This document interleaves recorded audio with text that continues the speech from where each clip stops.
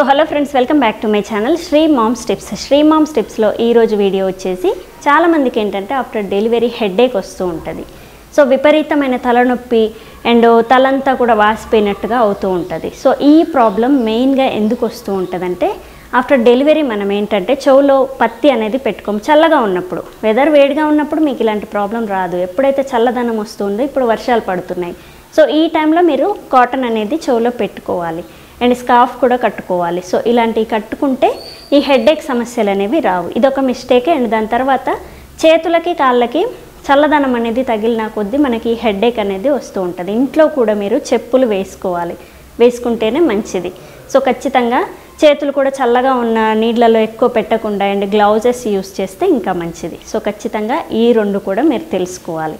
దాని తర్వాత మెయిన్గా మనం చేసే మిస్టేక్ ఏంటంటే ఆఫ్టర్ డెలివరీ వాటర్ అనేవి ఎక్కువగా తాగము. సో రోజుకి నీళ్ళు ఎంత 3 లీటర్ల నుంచి 4 లీటర్ల వరకు వేడి నీళ్ళు ఎవరైతే తాగుతూ ఉంటారో వాళ్ళకి హెడేక్ అనేది రాదు.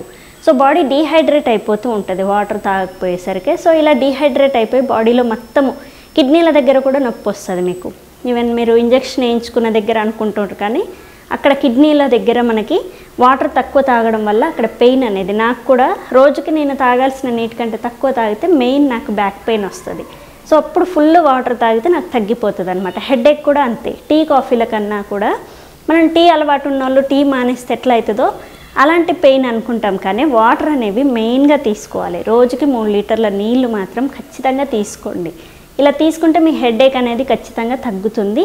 అంతకీ ఎక్కువగా విపరీతంగా పెయిన్ ఉంటే మాత్రం వాము ఉంటుంది కదా, ఈ వాముని కొంచెం వేపి అది ఒక క్లాత్లో వేసి దాన్ని స్మెల్ చూడండి. సో నేను ఈ ట్రిక్ అనేది షార్ట్ వీడియోలో చేసి చూపిస్తాను.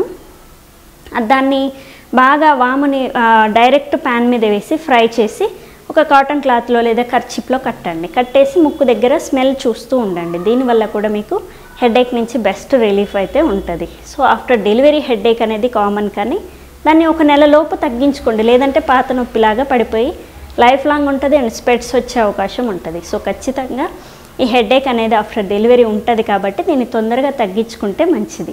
ఈ 2 ట్రిక్స్ అయితే మీరు ట్రై చేయండి. ఇది అవ్వలేదు అని అంటే మనం ఇంకా వేరే ట్రిక్స్ అనేవి చెప్పుకుందాం. సో చూసారు కదా ఈరోజు వీడియోలో ప్రెగ్నెన్సీ తర్వాత మనకి హెడేక్ సమస్య ఉంటే ఎలాంటి జాగ్రత్తలు తీసుకోవాలనేది ఈరోజు వీడియో. సో రేపటి వీడియోలో ఇంకొక మంచి టాపిక్తో మీ ముందుకు వస్తాను. Thank you. Please subscribe my channel Sri moms tips. Thank you.